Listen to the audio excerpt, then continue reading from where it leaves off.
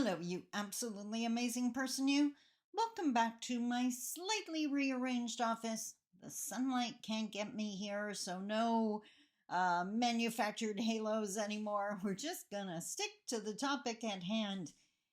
And today I have a most interesting topic for you. Now, this is going to be vital for any Indigenous people watching. I pray you can hear me.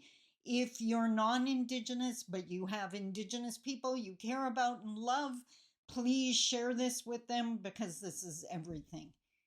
If you're non Indigenous, this is going to be one of those cases where I just want you to sit in it and imagine. We've all heard the cliche, walking a mile in someone's moccasins. Well, that's what I'm going to invite you to do today. Because today, what I want you to imagine being born in a hostage situation. Your parents, your family members, your community is being held hostage. Maybe it's been invaded, whatever the case may be, but you are definitely not the people in power. Your parents do not have that power. I want you to imagine that you can't travel. You can't leave. Your actions where you go is incredibly restricted. If someone tells you to do something, you do not speak back because that is definitely not going to work well for you. Imagine that whether it's verbal or implied, everything in your world tells you you're less than. Either someone is telling you that to your face, who do you think you are? Or they're reprimanding their child for even being near you, for wanting to be your friend, or God forbid, dating you. Or when it's just implied, these are the people that pull their children away when you walk by or roll their eyes when you walk into a room. I want you to imagine what it would be like to live in that situation and then ask yourself, for a person living in that situation, what would they believe about themselves? Now, I'd be willing to bet there's some of you that are going to say, well, I'd be very indignant and you're wrong and how dare you? You know what? That's coming definitely from a privileged mindset. To really understand, imagine that hostage environment has gone on for your entire life. That everyone you know is in this situation, that everyone is powerless and looked on with disgust. You're not going to tend to break free of that because you don't know anything else. Welcome to the oppression of Indigenous people. And today we're going to talk about how to break free. So let's talk about it.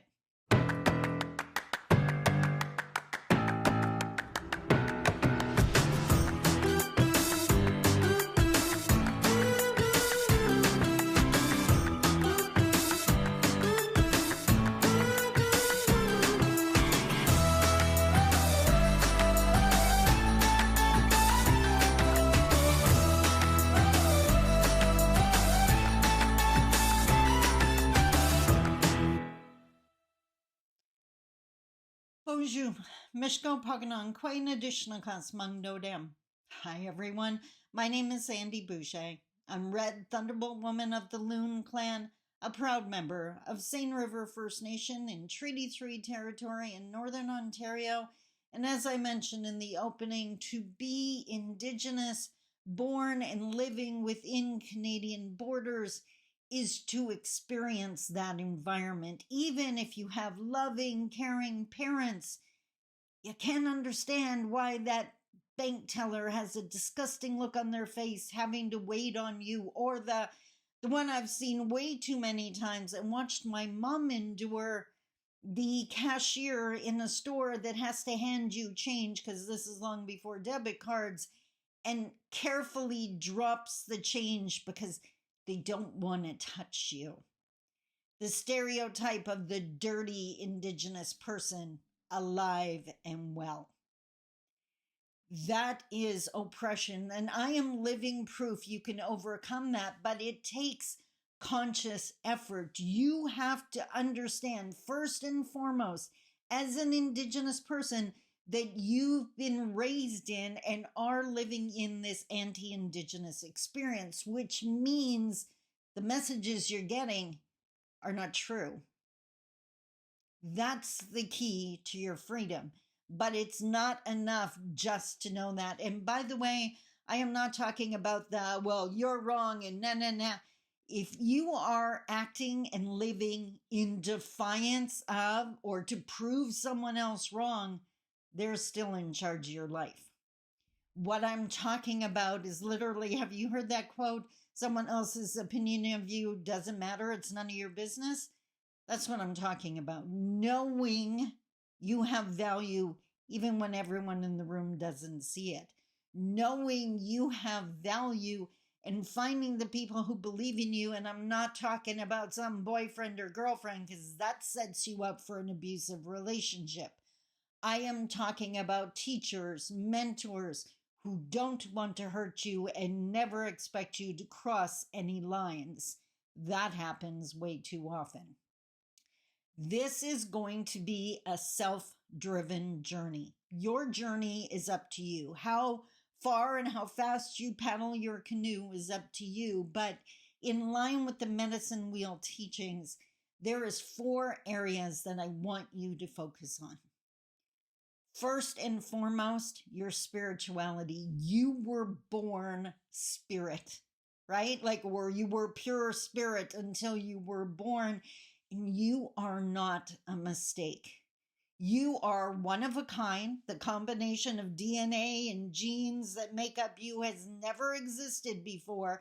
So quit trying to mimic other people and quit making excuses for yourself. You are not less than. You are not the least of what you can be. Do not cop out on yourself, even when the entire world wants you to. What I need you to do is find the spiritual guide, the mentors, the teachers that share with you empowering teachings.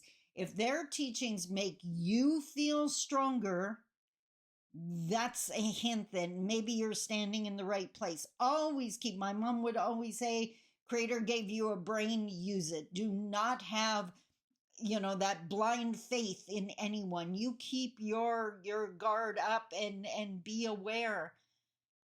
But Indigenous teachings are incredibly empowering. Be careful, some of our women's teachings have been colonized and they're very restrictive. Throw those out the window. Those are not the empowering teachings you need. So spirituality, and by the way, if it means going to church and that works for you, all the power to you. I am not going to tell you that's wrong. But for many Indigenous, that doesn't work.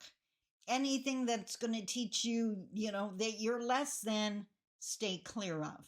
So find your teachings. The first time I can remember, this is such a horrific story, and wasn't planning on sharing it when I first turned on this video camera.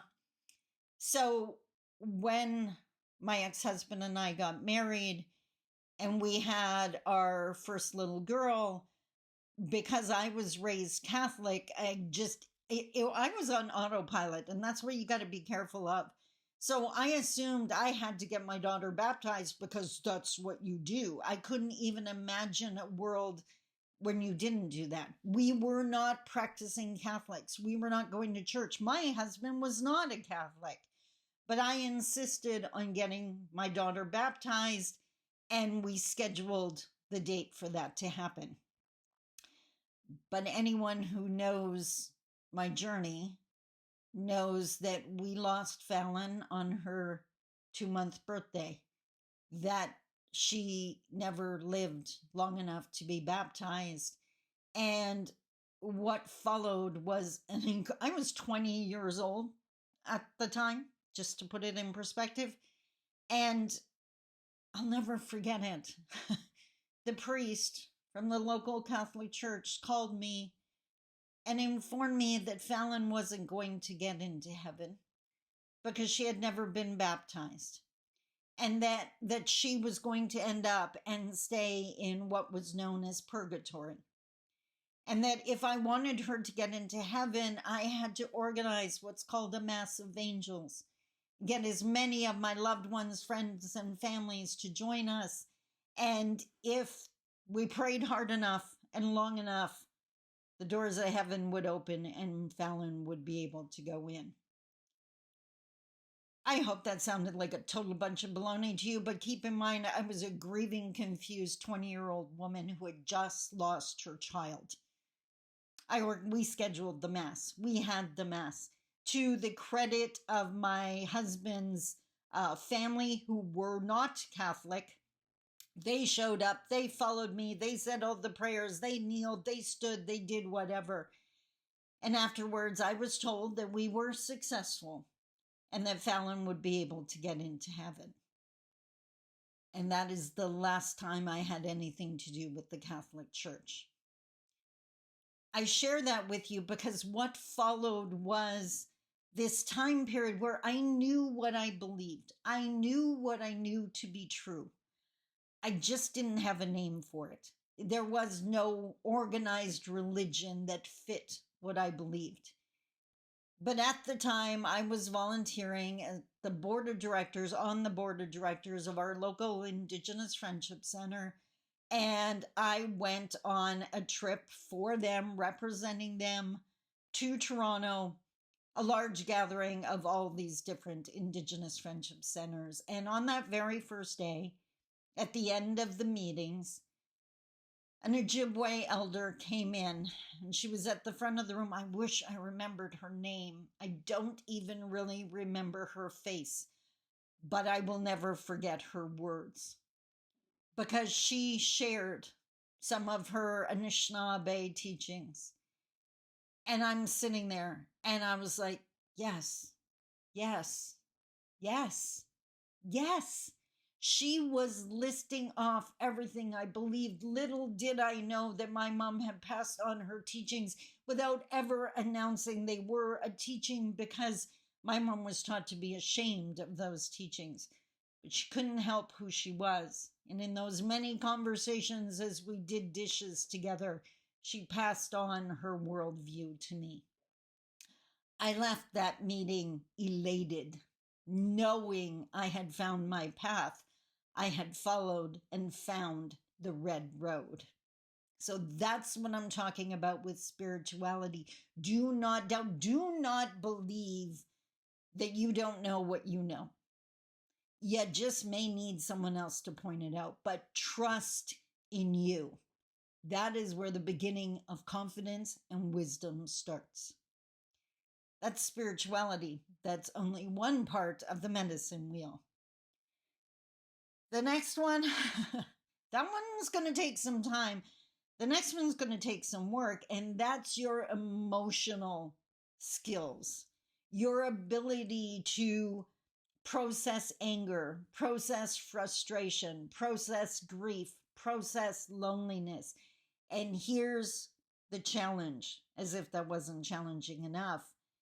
The fact that you were raised in this hostage type environment that is Canada for Indigenous people, with all its restrictions and judgments and assimilation and colonization, there is a really good chance that the people that are raising you, or that are your loved ones in your community, even your friends and fellow community members, there's a really good chance they have never learned healthy emotional responses.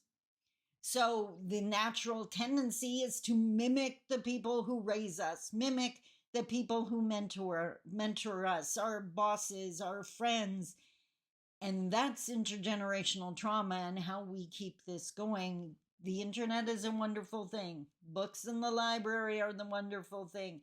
You have to sit on the step outside your band office to get free Wi-Fi on your phone to be able to search the internet, because yes, that is a challenge in many remote communities. I want you to learn about emotional health and the ways to process grief and the ways to process anger. Because guess what? Remember the 3 natural human reactions to oppression? Violence is the first one. Anger is a natural reaction. Lashing out against people is not going to help you. Understanding what oppression is, we'll talk about that in another section, but learning coping skills and how to process this river of life in a healthy way means you can be the one that breaks the chain from the past and becomes an example for your loved ones of another way to do it. So that's spiritual and that's emotional. The next one, and this one I have so embraced in the last year, just this year, dabbled in it before it, but now really into it, your physical health. Nothing screams self-care or nothing screams self-respect more than self-care. You are teaching the world how important you are by how well you take care of yourself. If you put yourself last, do not be surprised when everyone else does. As my mom would say, you are teaching them how to treat you. They've never met you before. Teach them how. Now, again, you're fighting in an environment where everyone else is treating themselves like they're not worth anything. And it is so easy to stay oppressed, to do acquiescence, which is the second natural human reaction, to just give in, to eat the chips, to gain the weight, to accept that high blood pressure and diabetes are a given. Baloney. It's a reaction to the environment, and I want you to start treating you like a person of value. I want you to start treating you like a sacred child, the child you once were, the child you still are.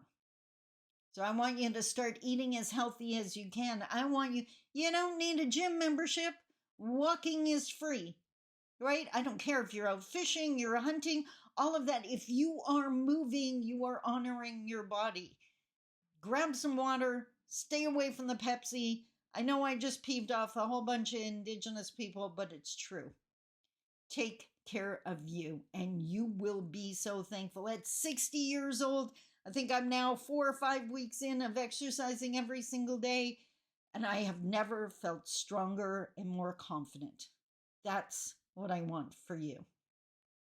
Last but not least, so we did spiritual, we did emotional, we did physical, now mental. This is not the mental health the mainstream talks about. This is your brain, your ability to learn. This is you getting on the Wi-Fi and learning about what oppression is, learning about what colonization is, learning about the 3 natural human reactions to oppression, understanding that your people are not less than. What your experiences call, what you are experiencing, getting all worked up here, is Canadian history. Because, and why am I so passionate about this? Remember the feather? The one side is the non-Indigenous in Canada and the other side is Indigenous. No one's coming to save us. Not only do we have to heal ourselves, but equally as important as the healing is us remembering we have the ability to heal ourselves, because I have a dream. In Martin Luther King style, Martin Luther King Jr., I imagine a world where our First Nation communities are the safest place for us to be. Your First Nation community should be where you can go to recharge when mainstream gets insane. It should be the safest place for us women, for our men, for our youth, for our elders. And we are not there yet. I say it all the time in seminar. If I was to wave a magic wand and Canada started treating us like we treat ourselves or how we treat each other, would we be any better? And we wouldn't. Because so far, not enough of us have broken that chain. I believe in you. I see your value, even if you don't, because guess what? One of the ways I got here is I found a whole bunch of people who believed in me even before I did. what I have achieved is not rare. I am not some superwoman, super intelligent. I was just determined.